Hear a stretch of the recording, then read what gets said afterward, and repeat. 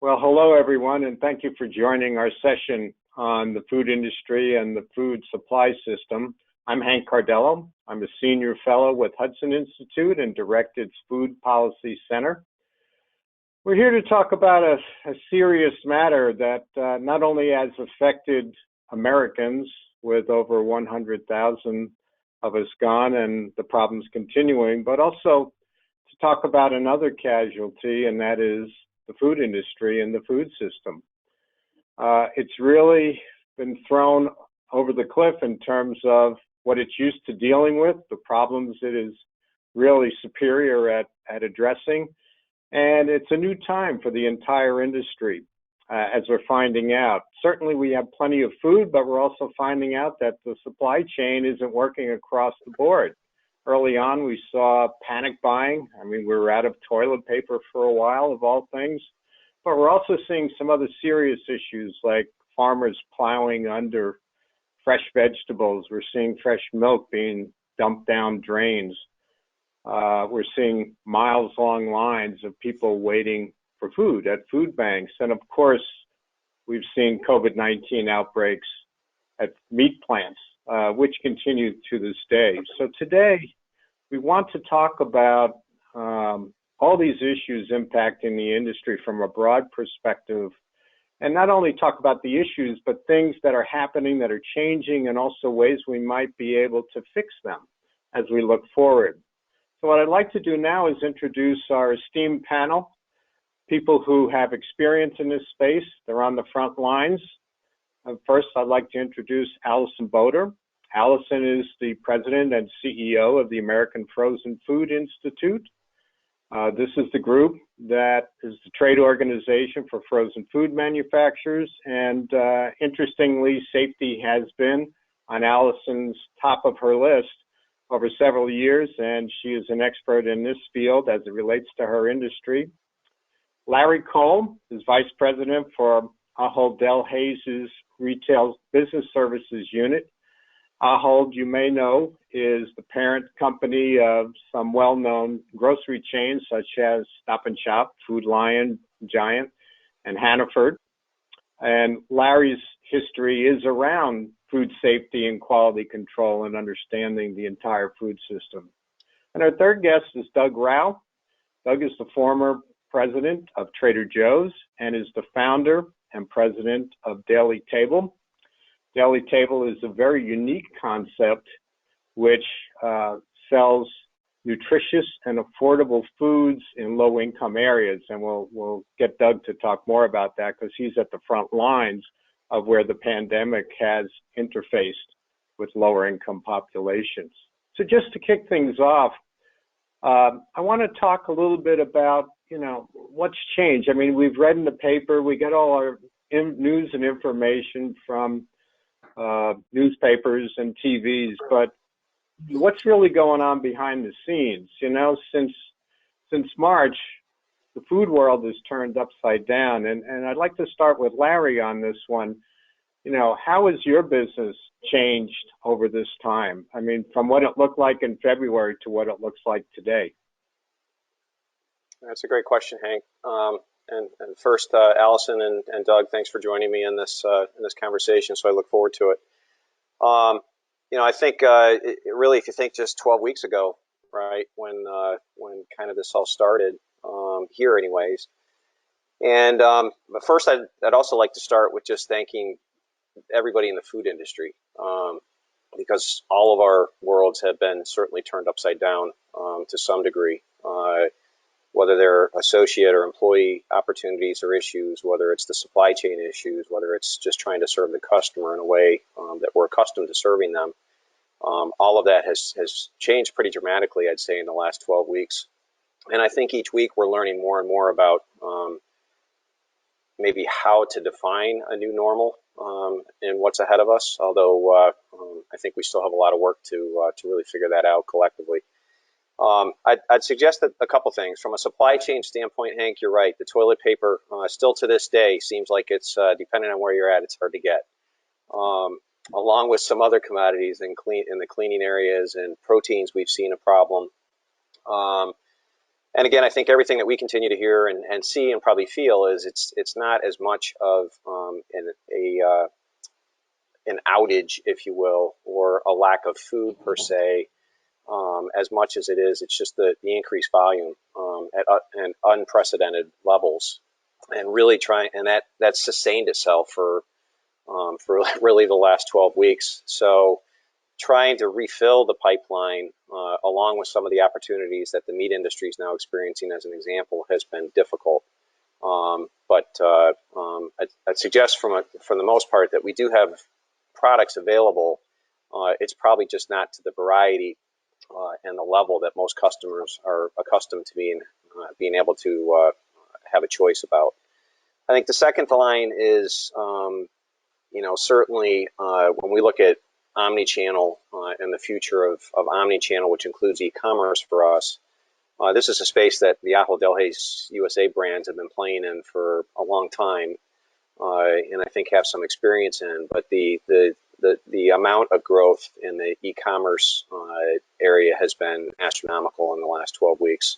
A lot of new customers trying e-commerce that had never really elected to do that.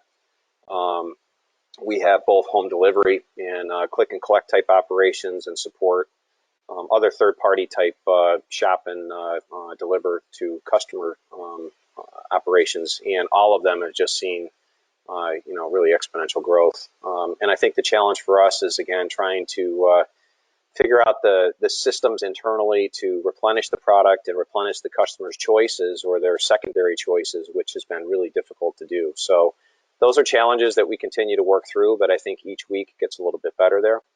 And then I think the third area is just about people.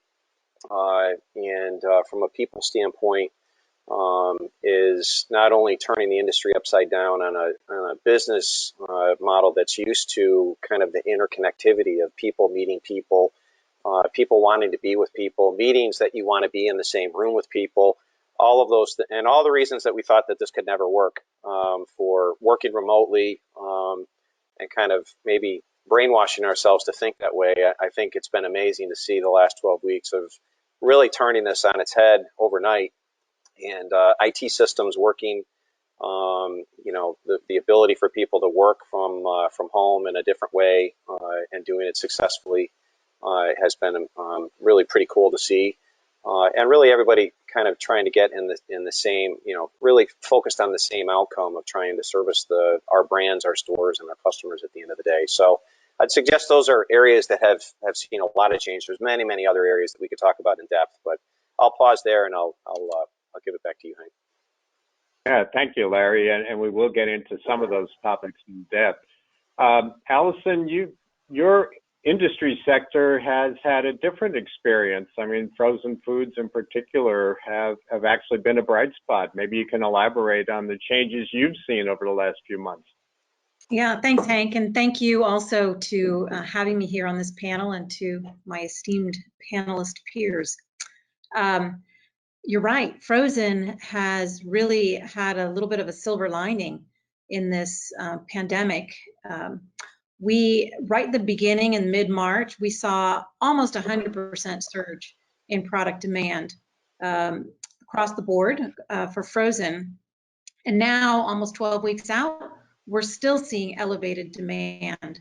So that hasn't gone away. We're still about 35% above where we were a year ago in sales, and we're pretty excited about that. It means that consumers are going down the aisle or buying frozen online, enjoying what they're tasting, and continuing to buy at elevated levels.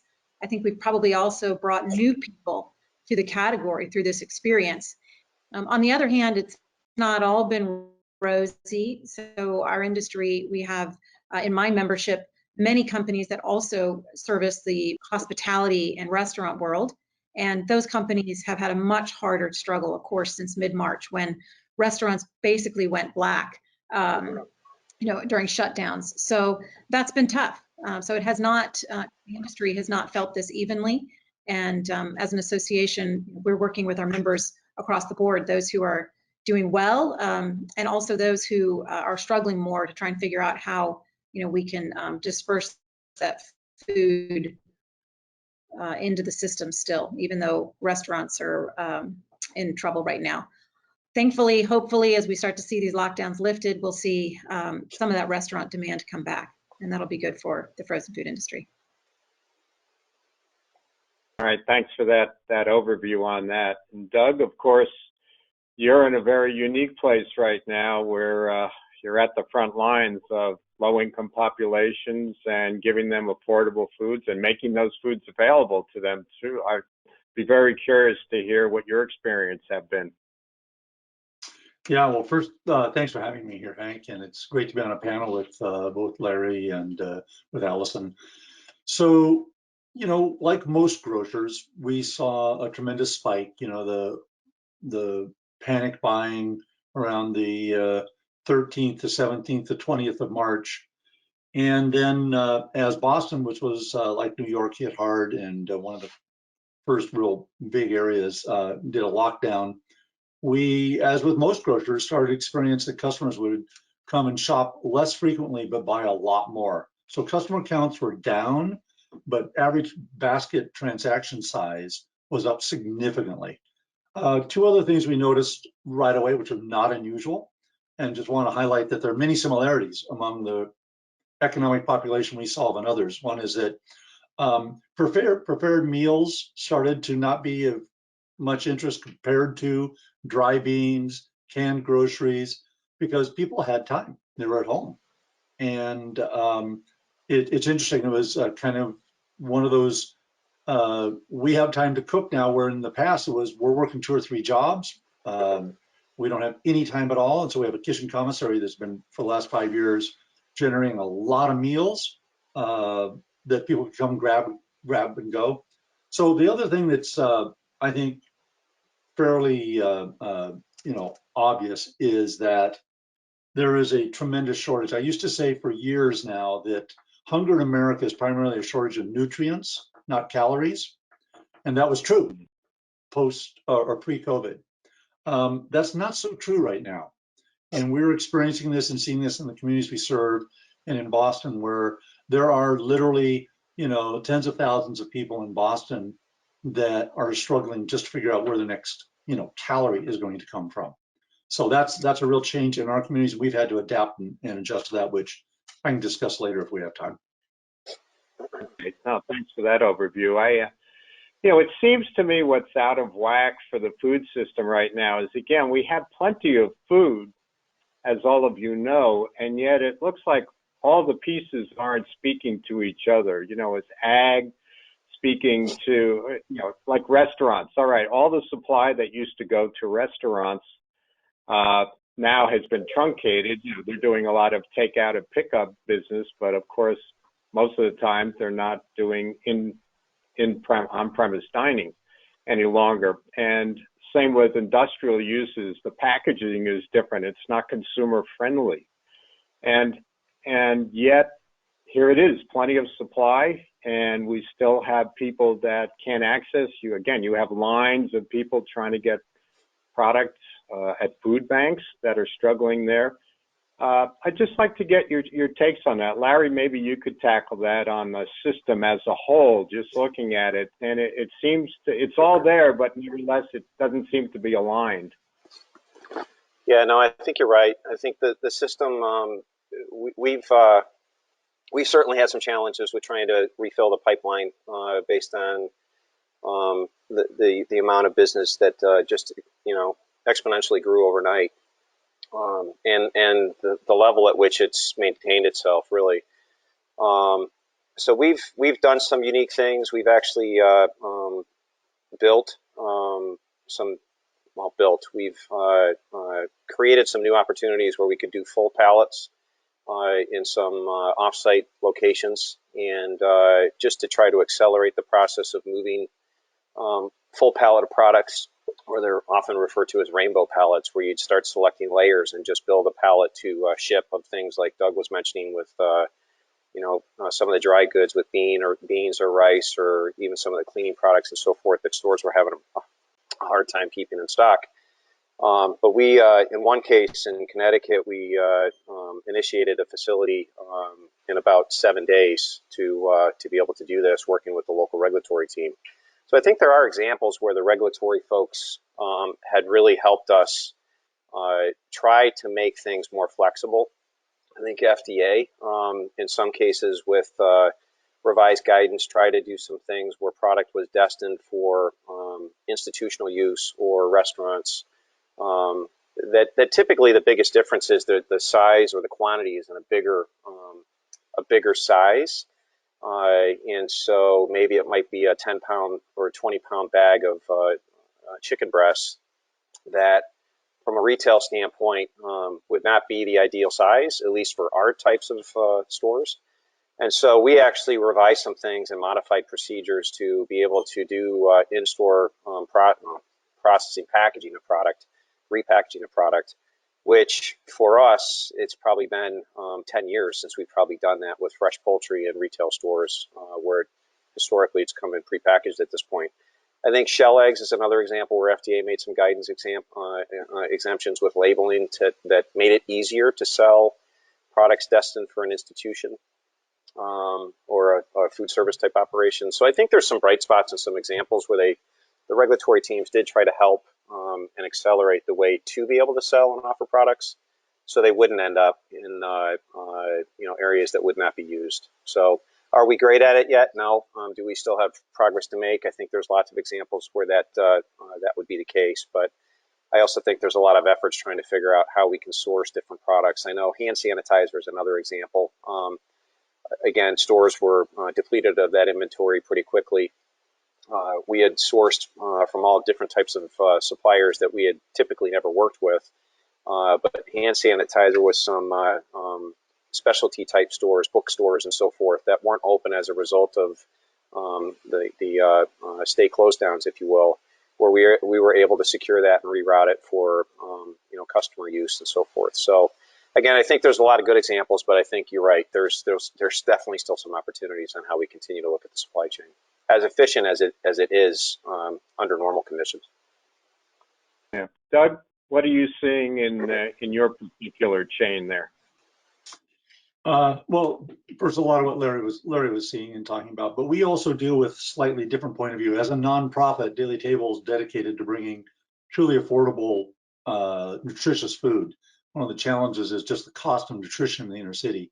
Fresh produce, protein, dairy are expensive compared to, sugary, more processed food. So one of the things we do is we recover food. We work with manufacturers that have short code product. We work with retailers and manufacturers for excess inventory, et cetera. And what we've seen is that at first there was huge amounts of food that just were available, that that were being shipped to Starbucks that were closed, or restaurants that we got lots of fresh fish that was originally down at the docks for the restaurant industry that they didn't know where to go with it, and so we brought that in. That's abated a bit, but what remains is, of course, that the system, as Larry said, there's plenty of food in America. I mean, we're the richest nation in the history of the world in food production. But the challenge is that we've got trade-offs over time that we've built that are around efficiencies, lowest price, as compared to most resilient to absorb a shock to the system. And what we're now seeing is that we're not a very resilient system compared to an incredibly cost-effective system. So what's happening is that, certainly our customers, one, a lot of them had trouble just getting unemployment benefits. There was the state were overwhelmed. They were having trouble with SNAP. A lot of the kids were getting their only meal at school when school closed. They were not getting a good meal. So we stepped in. Boston Resiliency Fund, which was set up, City of Boston asked us to, out of our kitchen commissary, create ready-to-eat meals for needy individuals, which were then distributed by the Red Cross for free. We're in the midst of doing that, thousands and thousands of those, along with boxes that have just everything a family can need for a week, for 4. Because what we're finding is many of our customers can't get to us. So one of the big differences is a lot of our customers, seniors, they don't have a car. They shouldn't take public transportation, too high a risk, or they're single head of household with kids at home, daycare is closed, schools are closed. So the way in which people engage with a grocery store also is different, which is also changing a lot. So it's just on one hand, you got the food system, which was put under real distress. And then you've got, customer behavior, which changed pretty radically within 30 days. And I think everybody wished they had a crystal ball that could tell them what the next new normal is going to look like. But it's going to be different, I think. It's going to be different. Yeah. Allison, we know it's different for the frozen food manufacturers. What have they been confronted with? What's working for them? Perhaps what are they struggling with right now? Well, Hank, right now, I think we've actually done a really good job as an industry rising to the challenge in our supply chain to meet the needs of our customers. So I think, we're not feeling the same pressure in those ways. What's been the hardest has been on the food service side that I mentioned before, trying to get that product into packaging sizes that is more amenable to food banks, for example, or so that it can be turned into product at retail. That's where we've spent a lot of time over the last few months. Also making sure that school lunch program, we have a lot of companies that sell into the school lunch program, that those bulk frozen foods that it's clearly understood that those can still be utilized by school systems to feed those in need. And that's really important. As Doug said, there are lots of reasons that families can't get access to food every day anymore. And so being able to go to the school and get supplies for multiple days is really has been a big help, I think, and making sure that our products can be part of that has been helpful. It's something we've been focused on. So is there something about frozen foods that make them, in essence, perfect for this period in time and this challenge right now? Hank, good question. That sounds like a loaded question. As a matter of fact, that's a loaded question. It does, but I'm going to take that. Frozen has been known as a convenient food for a long time.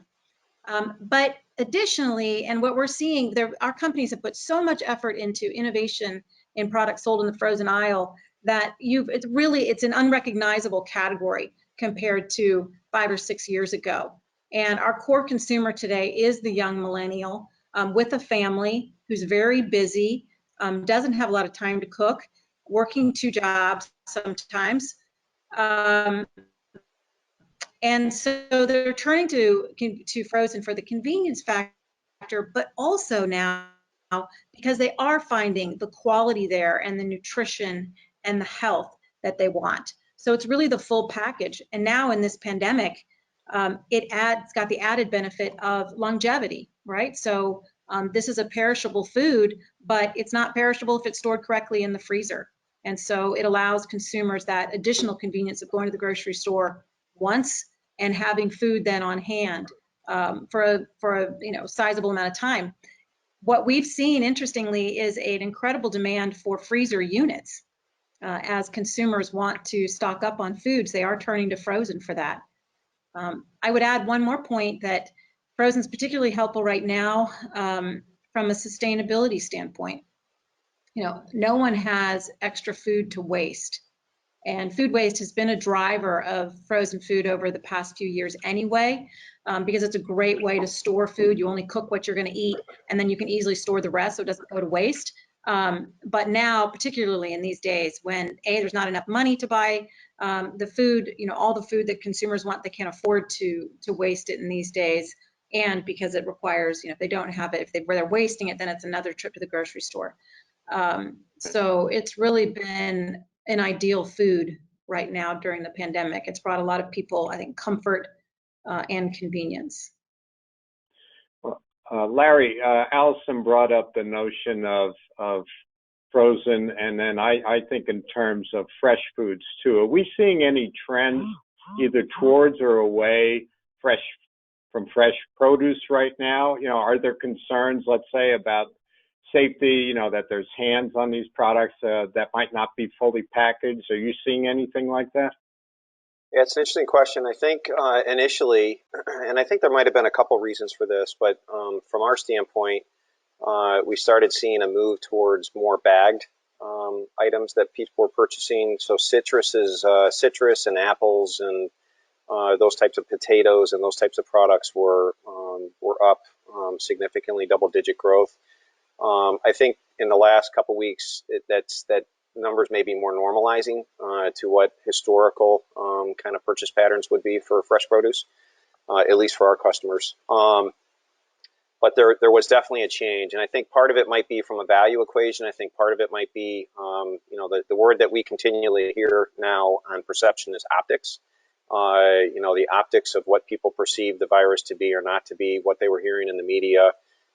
We've obviously leaned into CDC significantly, like many others, as far as guidance and how we're creating internal expectations around food handling and protocols and cleaning and disinfection processes and so forth. So I think as this continues to evolve, we'll have to continue to evolve with it and try to be out as much as we can in front of it and anticipating those things. But I think even last week, there was maybe a level of confusion where CDC came out and I think insinuated that there isn't as much risk with a surface contact to people or a person with COVID-19. I think the media took that and started to kind of broadcast that a little bit louder.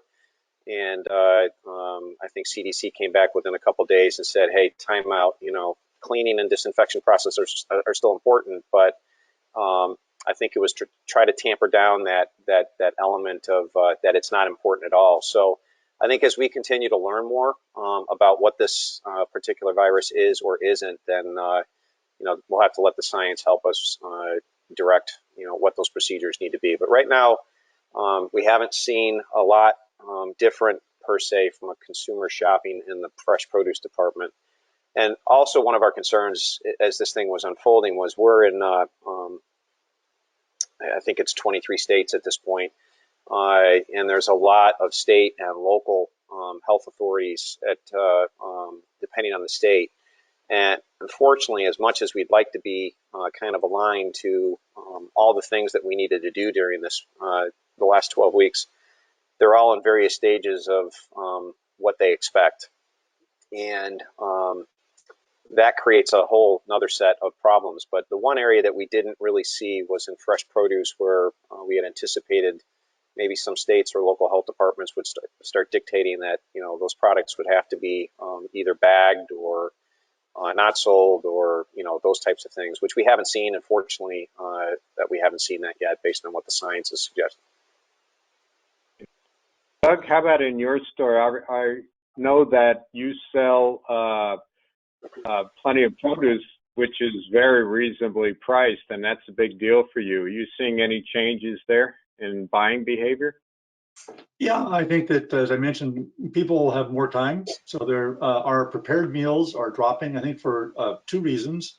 One is just a growing sort of sense of unease and concern over something that someone else has prepared, I think, though we're seeing that sort of rebound.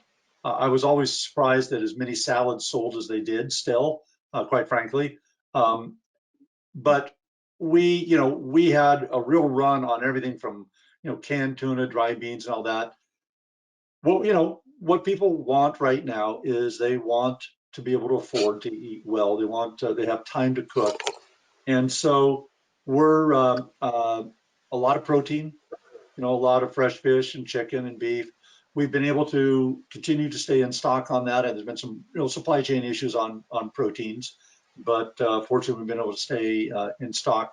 And customers are basically telling us that what they want is food that will be filling, that'll be healthy, but is not real expensive. I mean, they are feeling economic pressure and a tremendous economic pressure.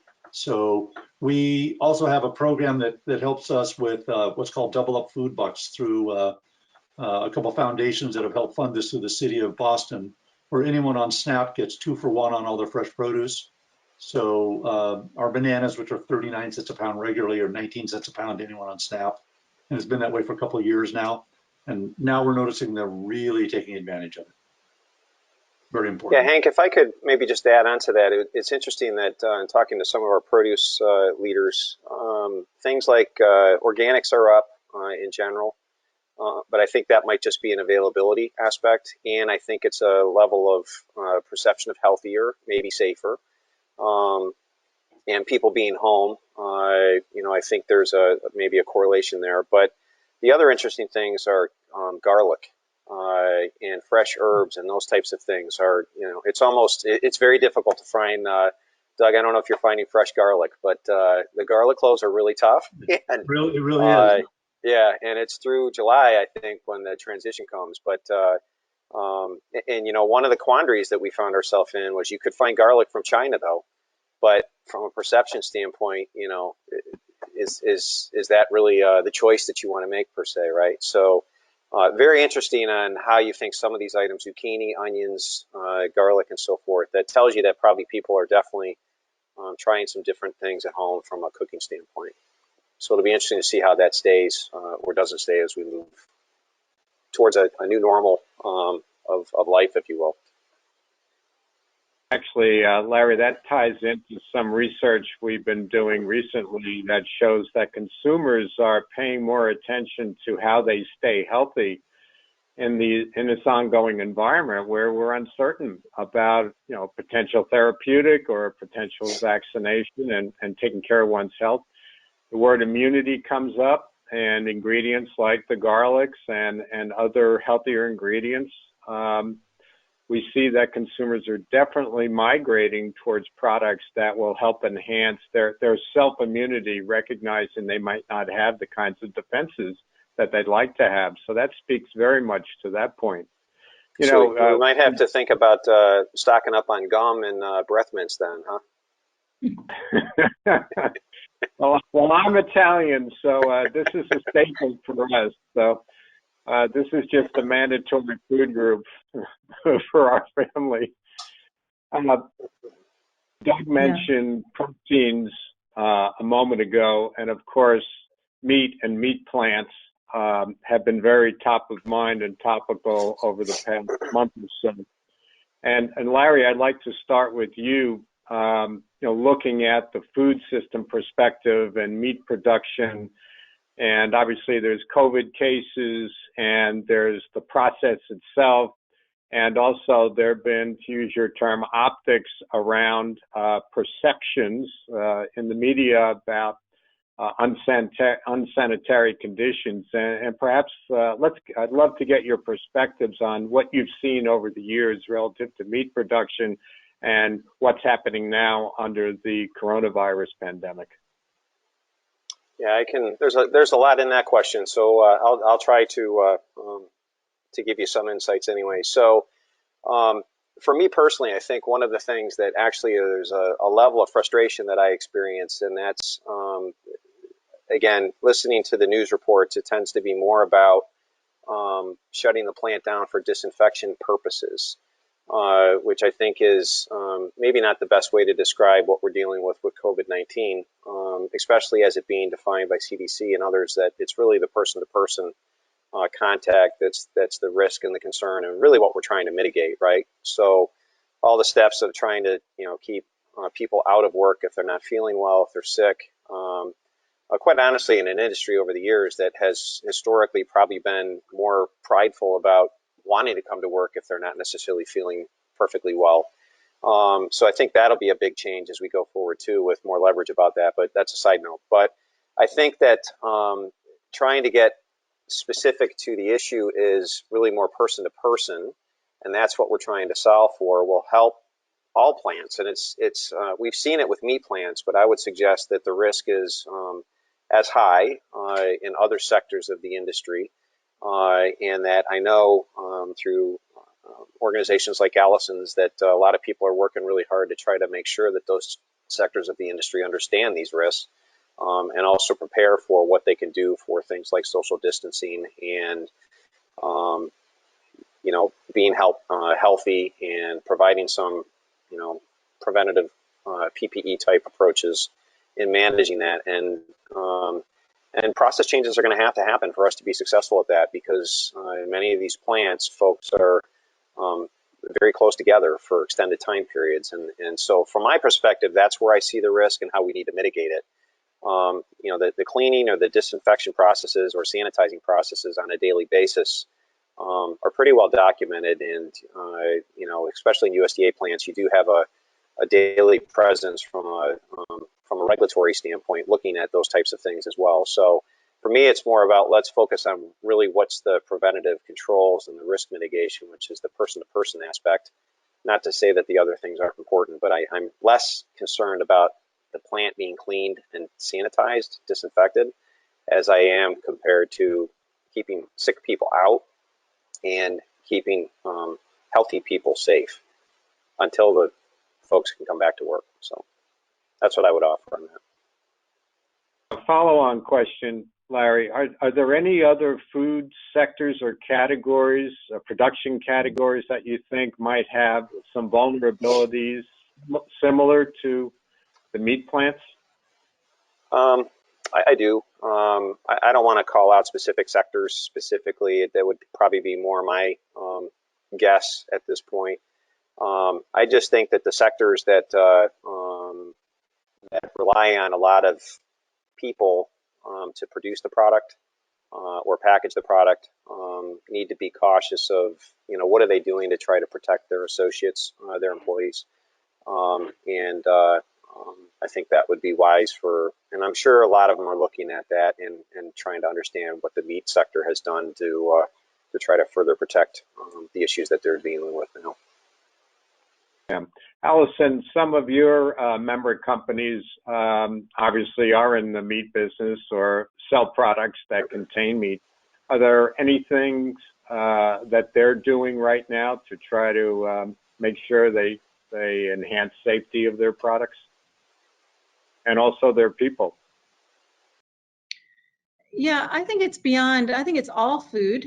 All of us who are in the food manufacturing business need to be thinking about how we operate differently given the pandemic and these new risks. So we are closely adhering to and making sure that our members are aware of guidance that's being put out by CDC and FDA related to practices within a facility that reduce risk.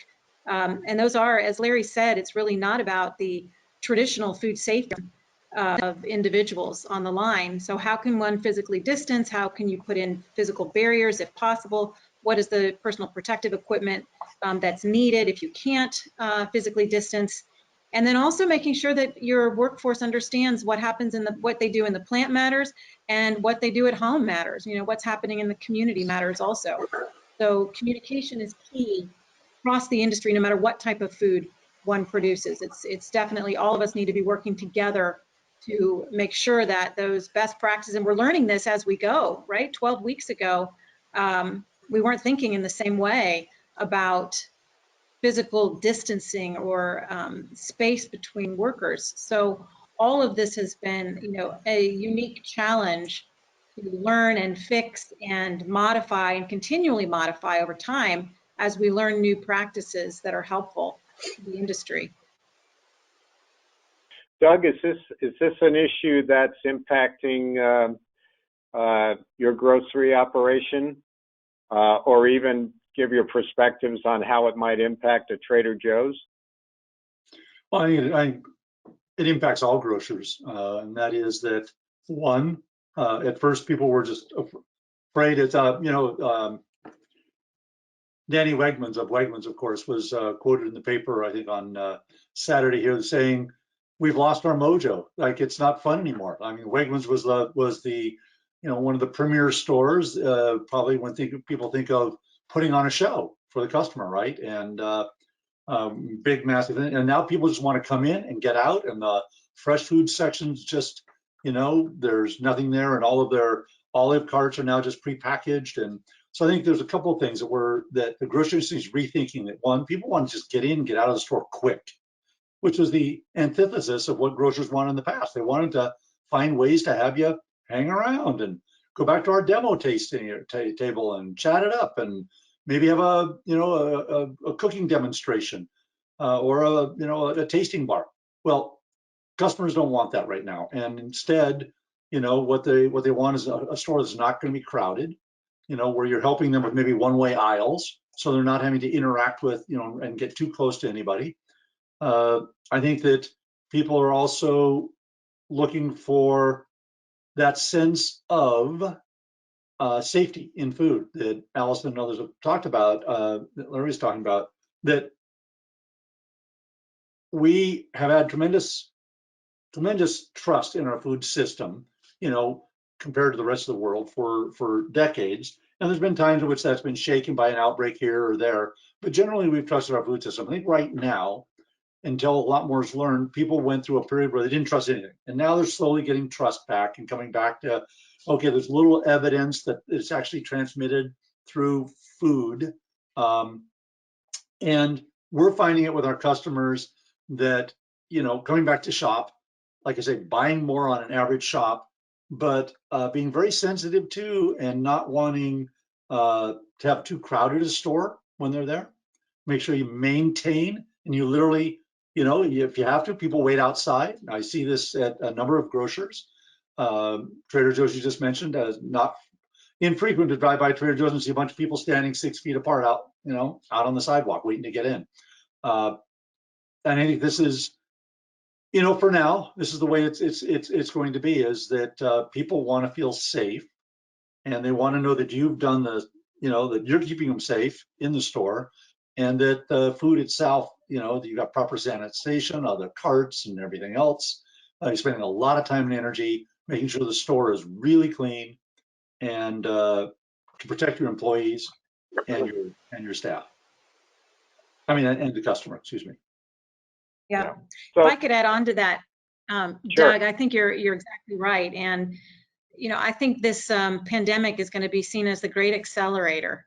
There were a lot of trends that were already underway in shopping, but particularly for online shopping and e-commerce, this has really moved the needle. There were barriers to online shopping, just signing up for a lot of people, figuring out the technology to do it. Well, they figured it out. And to change a habit, I think it takes 6 weeks of doing something consecutively for 6 weeks to change your habit. Well, we've been doing this for 12 weeks now. So I do think that it's going to change the way we shop over time. And I think e-commerce is going to be the big winner. Yeah, I think for sure we're seeing that. And I guess building on that, Larry, what do you see in your stores that not only that you're doing right now, but also that is likely to be continuing going forward? Yeah, that's another good question, and it's tough. We're trying to think through, what does the next 12 weeks look like at this point, or what does 4 months from now look like? And part of that is a lot of the preventative things that we put in place, whether it's and some of them are dictated by regulatory agencies with expectations that they've set. Whether it's limited on number of customers in the store at one time, whether it's one-way shopping with one-way aisles, whether it's all of those types of things. But I think it's safe to say that, Doug, to your point with Danny Wegman and kind of his comments, how you can create the excitement for self-service areas, a salad bar, bulk self-service foods, those types of things are likely going to look very different, at least for the foreseeable future. And those were a lot of areas where I think a lot of retailers were trying to play and explore and test what works and what doesn't, how it improves your fresh images, how you bring people into the store on their way home from work versus going to the local fast food place, or so I think those are going to look different in the coming months. And then I think there's things that we've done that, quite honestly, I never would have imagined. 12 weeks ago that we'd have plexiglass shields separating, the interaction between a customer and a cashier in any type of facility. And now the question is, how do we put them behind them to separate the other register instead of not using that register? That's what's ahead of us as an example. So I think those are going to be really interesting, and I think the customer is going to help us understand what those expectations are. Risk mitigation and assessments are going to help us understand what we're comfortable with. But from my perspective right now, I'm probably not the most optimistic as far as what's ahead of us come the fall time. So I kind of think we're going to see some level of cases in front of us through the summer. And unless there's some significant changes, probably what we just went through might be round 2 in the fall. And I hope I'm really wrong. But because of that, I tend to think that there's probably not going to be that much that we change in anticipation for that, because you don't know when that fall starts. Could it be November? Could it be October? Could it be August? Could it be July? So you just don't know, and you're probably going to want to be really cautious of how you go about thinking when that might be. Yeah. Hank, if I could jump in there, I was going to say that, so in addition to, the work you do at the nonprofit Daily Table, I sit on the board of a company called Imperfect Foods, some of you might have heard of.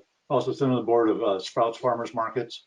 And there's some real similarities. Online shopping is skyrocketing. So Imperfect Foods, which is completely online, and has looked at their business literally more than double. And what they're watching is the churn rate has dropped significantly. The number of people that say that they look at them as their primary grocer has more than doubled.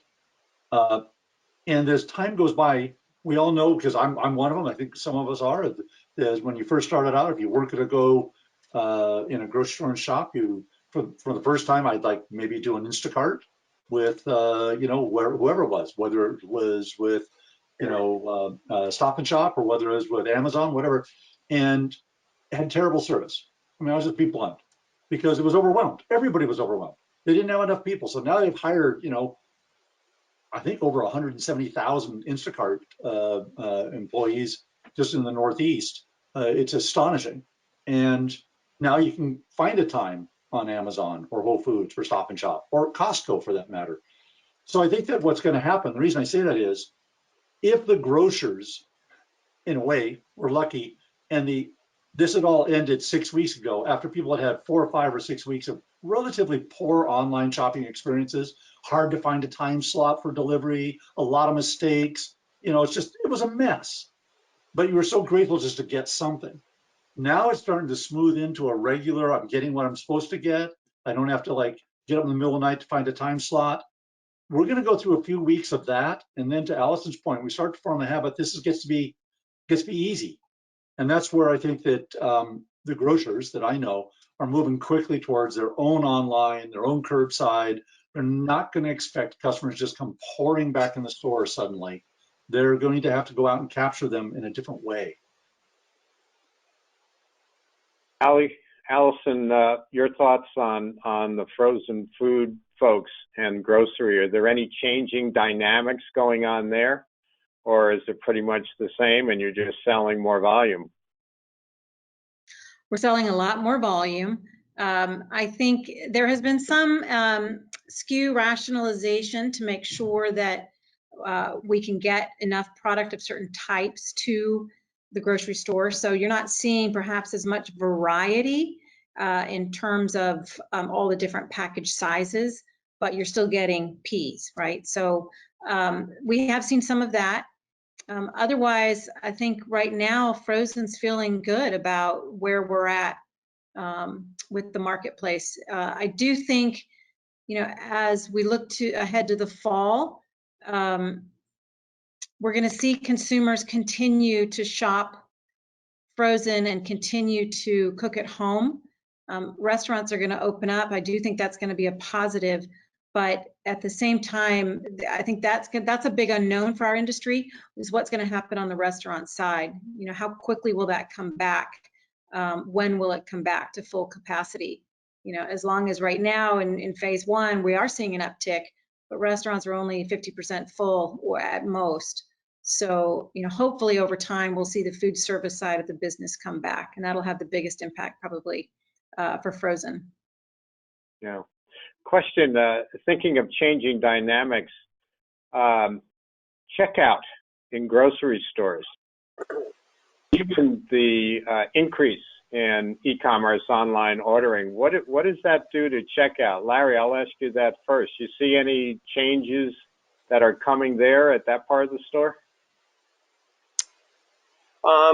To be honest with you, I'm not sure if I'm close enough to that part of the operation at this point. I mean, I know as a strategy for our company that e-commerce and home delivery and click and collects and partnering with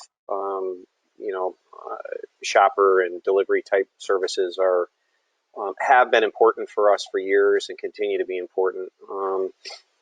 We opened hundreds just last year alone. Actually, we started, about 2 weeks ago, we had more click and collects open than pre-COVID, just because of our normal business cadence. And so we found a way to try to get and accelerate those even during the crisis of trying to figure out how to operate the ones that we have. And in some cases, to Doug's point, that was one of the areas that we stopped because there either wasn't enough product or there wasn't enough people to be able to offer the service. So I do think that there'll continue to be changes, self-service and scan outs and those types of things. Again, we've been playing in that space in a lot of our brands for years. I think that stuff will continue to evolve, and how you make the payment process easier so you don't have to touch things or see people as you go through. I think all of those things will be continue to be more important as we think about what the future looks like. And I also think it's just an element of how do you make shopping convenient, because personally, I'm not so sure that many people still like to necessarily have to either go online and shop or just shop. So there are the few out there that like the theater and the experience, I suppose. But I think it's all about how do you continue to make the process easier for consumers to get through the store to some degree as well. So, yeah. Doug, any thoughts on, with all your experience on checkout, what may be happening there? I'm thinking in particular, snacks and soft drinks, beverages, confections. What happens to those businesses? Yeah, I think a lot's going to change. I think that we're going to watch the great shift from what's happened in the past is that you wanted to have that human interaction. You wanted to have as much contact, because particularly if you're a good grocer that likes to make a personal connection, then that's one of the distinctions you always had between you and the internet, was that you had that chance to validate someone's social itching, so to say. They come in, they got seen, you interacted with them, you created an experience in the store often that they couldn't get online. I think that people we're going to go through a period of time where people are going to trade experience for safety and for convenience. They're going to go where, and the cashier is going to be, as Larry was pointing out, as much contactless cashiering as possible, where you wave your card, your Apple Watch, or whatever it is, and I mean, all the things we see with Amazon Go, where they literally, when you walk in, they know it's you. You go out and you shop, and you leave, and there's no cashier at all. There's no even self-checkout. Things like that we're going to move toward, at least for a period of time, till there's really a feeling of safety. What I don't know, and I don't think anyone knows, Hank, is that what is the new normal? I mean, if you look at the pandemic of 1918-19, people went through a lot of the same things we're going now, distancing and masks, and they talked about physical distancing, all this stuff. But within a couple of years, we're back into the roaring 20s, and toga parties, and the booming years. What we don't know is 2 years from now, 3 years from now, have we come back, or is this truly an inflection point where we are going to change the way we interact with food forever, as far as retail goes? Yeah. One of the topics I did want to get your collective opinions on is will people be buying healthier foods? I mean, we're watching, for instance, these alternative meat products. I mean, granted, you have supply system issues surrounding the traditional meat products, and that's kind of created an opening, if you would, for alternative meats, Impossible Meat, etc., Beyond Meat. Just any comments or thoughts on that? Larry, you have anything on that?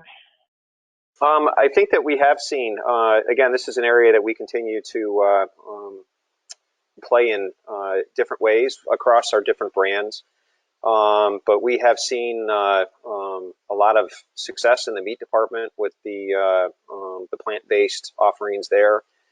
That's probably been getting a little bit more play in the last, even the pre-COVID, in the last 12 months, about the expansion of those types of products in the meat department. But in the produce department, in the fresh produce department, these types of products have been around for a long time, and those are continuing to perform well. I think our customers are playing with different varieties of meals that they're making with these, and I think we've seen double-digit growth in a lot of these categories as well. So it does look like there's some interest in those types of products from what our customers are using with their purchasing power.